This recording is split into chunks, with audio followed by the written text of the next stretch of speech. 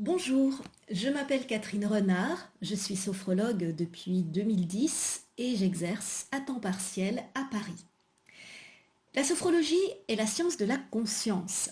Créée en 1960 par le neuropsychiatre Caicedo, c'est une méthode et une technique basée sur la respiration, la relaxation, la visualisation, qui permet de prendre conscience du lien entre le corps et l'esprit, de travailler sur ce lien et de trouver l'équilibre intérieur en utilisant ses propres ressources. Les différents champs d'application de la sophrologie sont la gestion du stress, de l'anxiété, les troubles du sommeil, les troubles de l'alimentation, la préparation à un événement comme un accouchement, un concours à passer, une compétition sportive. On peut aussi être dans l'accompagnement d'un traitement médical pour aider à supporter les effets secondaires d'un traitement, par exemple. Et la sophrologie sert aussi dans l'accompagnement de certaines pathologies, comme les phobies, les dépendances. La sophrologie s'adresse à tout le monde, sans prédisposition particulière. Enfants, adolescents, adultes, personnes âgées. Il y a par contre une contre-indication pour certains troubles psychiatriques graves, par exemple les schizophrènes. Après une première séance où on fait connaissance et où on définit principalement les besoins de la personne qui consulte, on attaque les autres séances.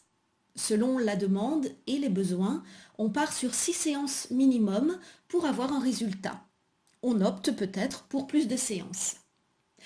Une séance démarre par de la relaxation dynamique, une gymnastique douce et un travail sur la respiration. Puis on poursuit en position assise ou allongée. Il n'y a pas de contact physique. On écoute juste la voix du sophrologue afin de se détendre, de mieux respirer, de se vider l'esprit, de lâcher prise. En fin de séance, on discute brièvement de ce qui a pu se produire durant celle-ci.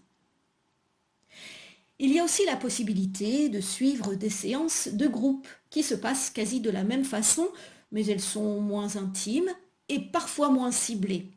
Elles sont notamment très efficaces pour maintenir un certain entraînement après des séances individuelles. La sophrologie est basée sur la répétition, sur l'entraînement. On ne peut donc pas avoir d'effet durable après une seule séance. Il faut pratiquer plusieurs séances à la suite, à raison d'une par semaine. On peut ensuite les espacer. Normalement, avec le temps, on attrape des automatismes et on peut commencer à pratiquer des séances seul en écoutant une bande sonore préparée par un sophrologue. Il faut toutefois démarrer en cabinet afin d'avoir les bonnes bases pour s'entraîner ensuite. Dans le domaine du bien-être et du développement personnel, la sophrologie peut aider à avoir confiance, à mieux se connaître, à se relaxer. Elle veut prévenir plutôt que guérir. Elle permet d'évacuer le stress et donc elle aide à ne pas se provoquer inutilement des maux. Dans le domaine de la santé, elle atténue l'angoisse, les phobies, les douleurs, mais il est important de souligner que la sophrologie reste une technique d'accompagnement et ne guérit pas les maladies graves déjà installées. D'ailleurs, les sophrologues accompagnent souvent les médecins ou les psychologues dans le suivi d'un patient. J'espère vous avoir un peu éclairé sur la sophrologie qui peut vous aider à vous sentir mieux dans votre tête comme dans votre corps.